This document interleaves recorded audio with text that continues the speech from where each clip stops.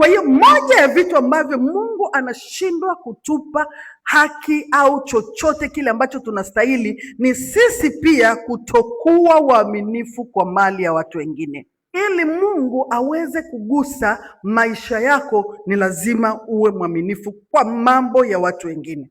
Na wakati unatumika ukapata mali, ukumbuke kuyafanya mapenzi yake kama anavyokuagiza katika kanuni zake. Haina maana kwamba Mungu anatutaka tuwe maskini. Mungu anatutaka tuwe matajiri kusudi tuwe mashuhuda mbele za watu. Amen.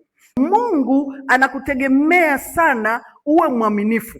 Na unapokuwa mwaminifu hata katika mambo madogo, Mungu atakuinulia mambo makubwa. Kama hujawa mwaminifu kwa kile kidogo, unamfanya Mungu anakuwa mzito hata kukuunganisha na mtu mwingine. Tuwe waaminifu katika mambo madogo kusudi Mungu aweze kutuinua katika mambo makubwa. Ukianza kufanya kazi kwa kuomba na kumnyenyekea Mungu kwa kile kidogo utakachokuwa nacho kama capital, na kuambia hivi, kitaweza kukusaidia usonge mbele. Haleluya. Kingine ambacho nilikuwa nataka tukijue ni uwekezaji, fursa za uwekezaji. Kila hela unayoipata lazima uitafute pasenti fulani ya kuisevu. Sio kwambia usevu yote, lakini lazima uchomoe hela ya kusevu. Mimi ninayekueleza hapa ni Royal Model. Mambo mengi mimi nimefanya kwa sababu ya savings ambazo niliziweka. Jifunze kusevu. Yaani usipate kitu chochote ukashindwa kuweka chochote. Hata kama unapokea shilingi 10,000 kwa siku, kuna watu wanalipwa 6,000 sijui 5,000 kwa siku. Hakikisha kwenye hii 5,000 weka 2,000, tumia 3,000. Vocha ndio zinatutesa. Ulichozungumza kuanzia asubuhi mpaka jioni hamna, utumbo mtupu. Haujakuletea chochote. Jifunze kuwekeza. Kuwekeza ni fungu la kukutoa kwenye umaskini. Kwanza watu wa mshahara niwaambie, watu wa mshahara mnaopokea mshahara mwisho wa mwezi, mshahara ni mbegu. Mshahara ukiumultiply utazaa. Utazaa, mwingine utazaa 3, mwingine utazaa 6, mwingine utazaa 10, mwingine utazaa 12. Lakini watu wanatumia mshahara, umaskini hautakaa ukutoke hata unakufa. Keep on saving. Lazima usave. Hata kama unaweza kusave 10,000, hata kama unaweza yaani leo nikiweka 10,000, nikiweka wiki ijayo itakuwa 20,000, sio 10,000 tena. Kuna tabia ya watu kutokusave na kusingizia umaskini. Hela naipata yenyewe hainitoshi. Nini? Saluni ya shilingi 10,000. Pole. Sisemi sio kitu kizuri, but is that in your budget? Iko kwenye bajeti yako hiyo unaotaka kusave? Iko. Je, lile furushi lako, kile kibwebwe chako ulichokaa pale ndani, umekitumbukizia hela leo? Au unakumbuka tu kwenda saluni ukashughulika na shilingi 10,000? Na pengine kwenye mfuko una shilingi 20,000 tu. Kwa hiyo ni vitu ambavyo you need, yani ni lazima uwe na discipline fulani. Kuna miaka ambayo nilikuwa nafanya mimi kazi, nilikuwa nasafiri sana kwenda Dodoma. Yaani kwa wiki naweza nikaenda Dodoma hata mara tatu. Yaani wakati ule watu wamehamia makao makuu, sisi tulibaki Dar es Salaam.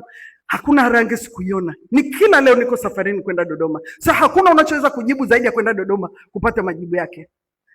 Nilikuwa na usevu mshahara wangu wote kama ulivyo. Nilikuwa nakula zile hela zilizobakia. Ndio nilikuwa natumia. Hizo nikisafiri, nikilipwa, nikimaliza, nikirudi. Sasa, kata sisi tunaenda kwenye mikutano. Mwingine anasema mimi siwezi kulala mahali pa shilingi 30,000. Mimi nauliza hapo mahali pa shilingi 30,000 pana choo? Kiko ndani kabisa? Pametandikwa shuka? Sasa ingine na mimi nabeba na shuka zangu. Pametandikwa shuka? Kuna harufu nitagusagusa, choo nitakisugua, nitakinunulia Dettol. Na kama mahali pa shilingi 30,000. Mkurugenzi mkuu, CEO, nilikuwa nakaa mahali pa shilingi 30,000. Nilichubuka. Nilikuwa naenda na watu wengine kabisa. Nilikuwa naenda na watu wengine, tena ni subordinate kwangu. Mimi bwana nafikiaga hoteli shilingi 70-80. Mimi hiyo 70-80 nimesha save hapo shilingi 40,000. Watoto wangu watakula kwa raha zangu. Ndio maana watu hawajui watu wametoka wapi. Mfulani anajiweza. Discipline ya kusave hela. You have to. Haitegemei unafanya kazi ndogo kiasi gani. Mimi house girl wangu na wanaonifanyia kazi huko, nilikuwa naambia kafungue account. Unaona huwezi kufungua, nenda kafungua UTT. Kuna UTT Ukwasi. inaanza na shilingi 10,000. Do it. Watakukwepa hivi, nikamwambia itakula kwenu. Mtu amefiwa tu, mama huko nyumbani kuna mtu amekufa, namwambia endelee kufa na mwingine. I told you, keep your money. Weka hela yako. Yule mtu ana kisingizio kabisa kwamba mimi nafanya kazi ya ndani. So, ukifanya kazi ya ndani, unalala bure, saa nyingine kwenye nyumba unakula bure, na mafuta ya mtu unatumia bure, shuka bure, sabuni za kuogea bure, and then unapokea shilingi 60,000. Pokea 60,000. Sina una uwezo wa kusevu 30,000. You can do it. Kwa sababu pale unapata kila kitu. Huna kodi, hulipi maji, hulipi umeme, hulipi chochote. Huna chochote unacholipa. Ni wewe na maisha yako tu. Hata tukuona umevaa vizuri, kuvaa vizuri uvai, hela huna, yaani wewe kila kitu huna. You are there. Ndio hicho unachoangalia. Sio kwamba ukiwa wa chini ndio huruhusiwi. Kanuni ya kusevu iko pale pale. Mshahara wako ni mbegu. Panda taratibu. Yaani mimi namwambia mtu anasema, na kama napata tu shilingi 10,000, kuna wenzako wanapata shilingi 2,000 na wana manage. Ni lazima mshahara, ni lazima faida unayopata kwenye biashara iwe mbegu ikuzalishie mambo mengine. Utaweza kuzalisha mambo mengine kama umetumia mbegu vizuri. Mungu anakupa mbegu, wewe unatumbukiza tumboni tu. Hata nitoshi. Hautakaa ukitoshe mpaka ukamilifu wa dari. Hautakaa utosho. Hautakaa utosho kabisa. Lakini ukiwa na discipline ya kusema nitahifadhi hii shilingi 10,000. Kuna kazi nyingine unaweza kufanya tu hapo, mtu akakurushia shilingi 10,000. Mbio dukani kwanza ukaheme ule na chips. Sawa? Wakati hiyo hela hukuwa na mahesabu nayo, which means ndio hela iliyokuja papo. Tumbukiza kwenye kibwebwe, sahau. Kwa sababu maisha yako ya hiyo siku yalikuweko. Yalikuweko, maisha yako ya siku hiyo yalikuweko. Ulishapanga hiyo hali. Kwa hiyo mara nyingi sana tunashindwa kutoka katika hali tulizonazo kwa sababu tunacheza na fursa za uwekezaji. Mhubiri 11 mstari wa kwanza na pili. Mhubiri anasema, tupa chakula chako usoni pa maji, maana utakiona baada ya siku nyingi. Tupa zile mbegu zile, tupa usoni kwa maji, utaziona.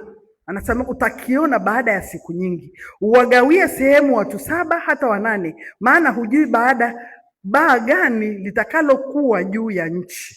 Unaona, uzihifadhi kwa namna tofauti. Nikisoma ule mstari wa 6 anasema, asubuhi panda mbegu zako, wala jioni usiuzuie mkono wako, kwa maana wewe hujui ni zipi zitakazofanikiwa, kama ni hii au ni hii, au kama zote zitafaa ni sawa sawa. Maana yake ni nini?